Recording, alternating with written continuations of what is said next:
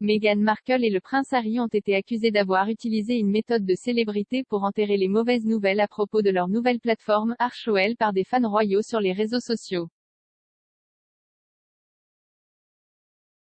Meghan et Harry se sont séparés du cabinet l'année dernière et étaient déterminés à trouver l'indépendance financière, et à cet égard, ils ont été un succès majeur aux États-Unis.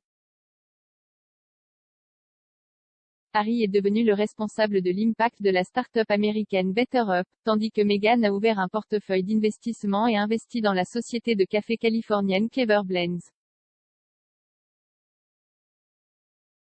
Ils ont également remporté un immense succès en obtenant une gamme d'accords lucratifs grâce à leur nouvelle marque Archewell, notamment avec la société de biens de consommation Procter & Gamble et les géants du streaming Netflix et Spotify.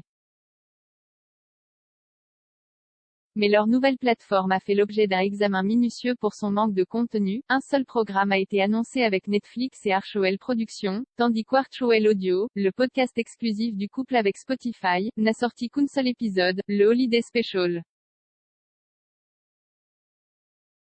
Cet épisode de 33 minutes était destiné à honorer la saison des fêtes et comprenait des extraits des miss célèbres du couple, dont le comédien et présentateur James Corden et le chanteur Sir Elton John, reflétant leurs expériences personnelles de la pandémie de Covid-19.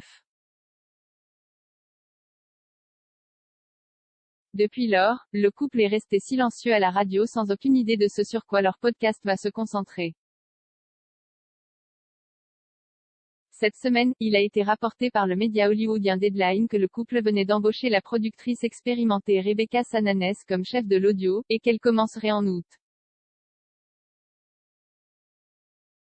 La date limite a indiqué que Madame Sananes serait chargée de superviser le podcast des Sussex après qu'il ait abandonné leur premier effort en décembre.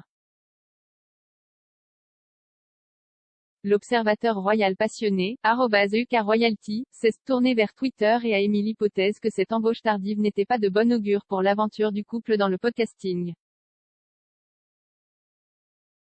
Le compte a tweeté, intéressant que pour la deuxième fois, les Sussex aient embauché une personne pour superviser un accord de contenu 7 à 8 mois après l'annonce originale. @UK_Royalty fait référence à la décision des Sussex d'embaucher un producteur nominé aux Oscars, Ben Browning, pour diriger leurs activations créatives en mars, des mois après avoir signé avec le titan du streaming Netflix.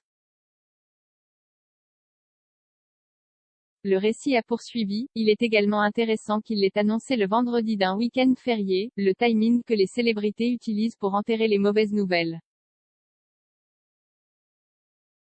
La nouvelle est tombée le 2 juillet, 2 jours avant que les États-Unis ne célèbrent la fête fédérale de l'indépendance.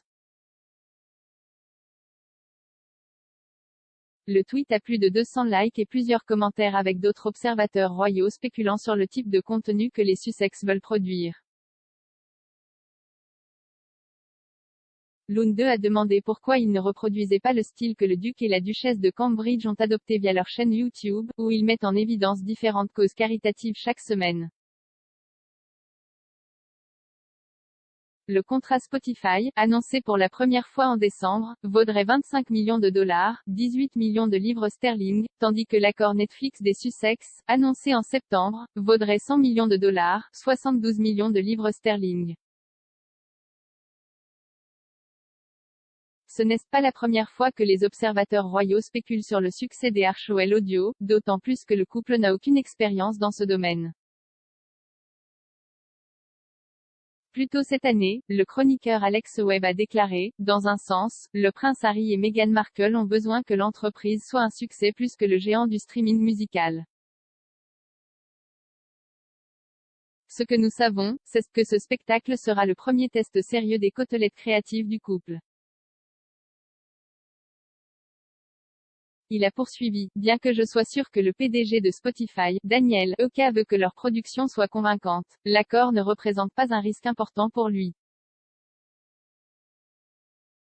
Les Sussex amèneront un public avec eux et donc des abonnés, quelle que soit la qualité de l'émission.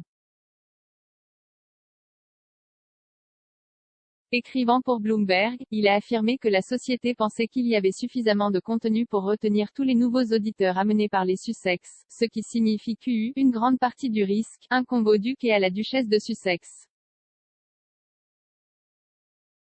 Le chroniqueur a expliqué, Spotify pourrait facilement les abandonner si les données montrent qu'ils n'attirent plus les auditeurs. Il reste environ 4 mois au couple de leur pause de 5 mois qu'ils ont annoncé récemment, car ils voulaient se concentrer sur leur fille nouveau-née Lilibet Diana et leur fils de 2 ans Archie Harrison. Cela signifie que le couple ne publiera probablement pas de nouveau contenu Archewell Audio de sitôt.